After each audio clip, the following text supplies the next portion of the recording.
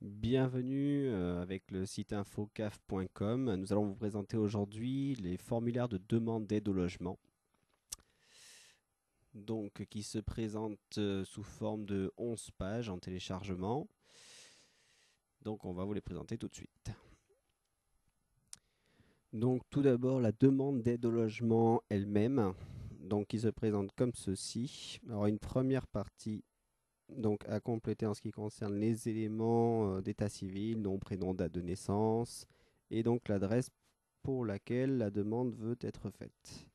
Bien prêter attention à cette partie-là où on demande bien si le logement est la résidence principale ou non, à savoir que si ce n'est pas le cas, il n'y aura pas d'aide possible. Une fois que ceci est fait, on passe à la deuxième partie de cette première page. Donc soit on est dans le cadre d'une résidence, un foyer, un centre de long séjour, maison de retraite. Donc il faudra compléter cette première partie. Soit dans tous les autres cas, donc il faudra répondre du moins à toutes les questions posées en dessous. Puis en deuxième page, il faudra bien prêter attention à la déclaration sur honneur à date et signée impérativement. Cependant, si vous êtes propriétaire du logement, ce n'est pas la première page qui va vous intéresser, mais la seconde, toute cette partie-là. Donc vient ensuite l'attestation de loyer qui est à faire compléter par le propriétaire comme cela est bien indiqué et surtout pas par le locataire.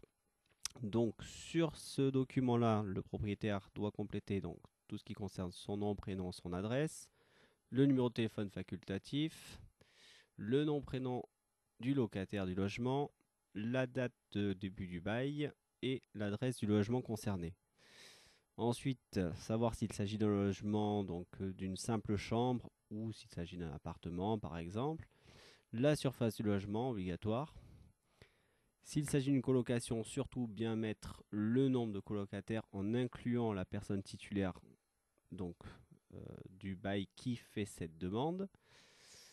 Vient ensuite la question du loyer. Donc quand on demande AL hors charge, meublé, charge comprise ou APL, il faut bien distinguer le fait que l'APL, ça ne concerne que les logements qui sont conventionnés. Tous les autres logements rentrent dans le cadre des deux premières lignes uniquement.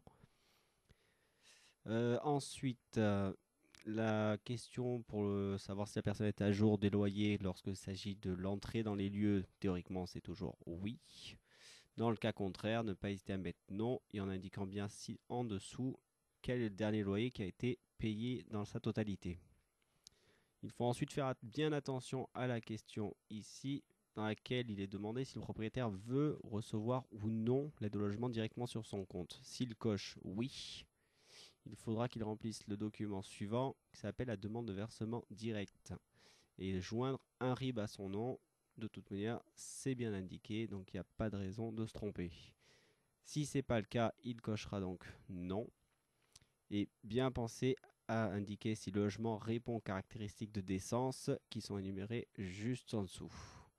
Donc si c'est oui, pas de problème. Si c'est non, attention, il n'y aura pas de droit à l'aide au logement. Document suivant, la déclaration de ressources annuelles. Donc selon l'année dans laquelle on se trouve, il s'agira donc de 2009, de 2010 ou de 2011, etc. Donc bien se renseigner auprès de sa CAF pour savoir quels sont les revenus pris en compte pour l'année en question lorsque l'on fait sa demande. Donc toujours bien remettre son numéro de locataire si on en possède un bien sûr, le nom, prénom et l'adresse du logement que l'on occupe. Le numéro de sécurité sociale reste facultatif, donc ça, si vous ne le mettez pas, c'est pas bien grave. Remettre ensuite le nom, prénom et la date de naissance est impératif. Ensuite, sur ce document-là, on vous demande l'ensemble des revenus perçus sur l'année en question. Donc tout ce qui peut concerner salaire, indemnité de sécurité sociale, chômage, pour les travailleurs indépendants.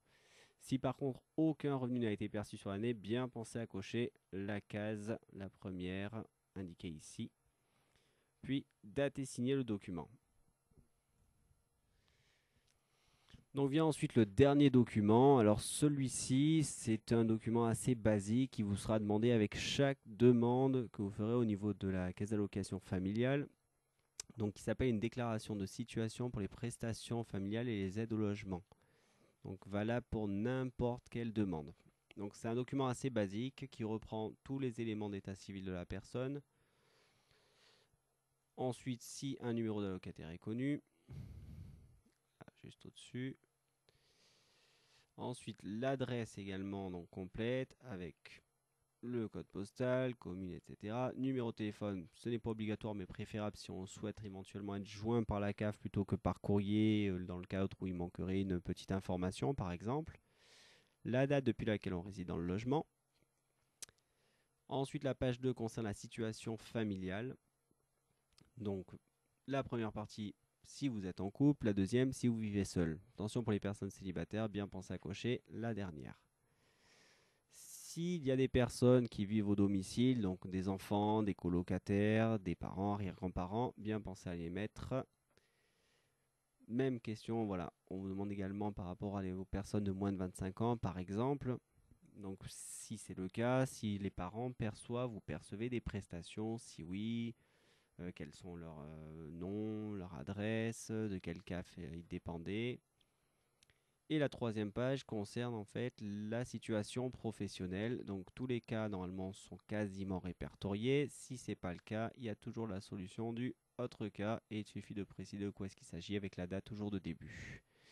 Donc, on remarque qu'il y a toujours en fait les deux colonnes, la première qui correspond à la locataire désignée, la deuxième à son conjoint. Donc bien penser à les remplir entièrement pour les deux s'il s'agit d'un couple. Et toujours pareil, pensez à dater et signer le document, faute de quoi il ne sera pas valable.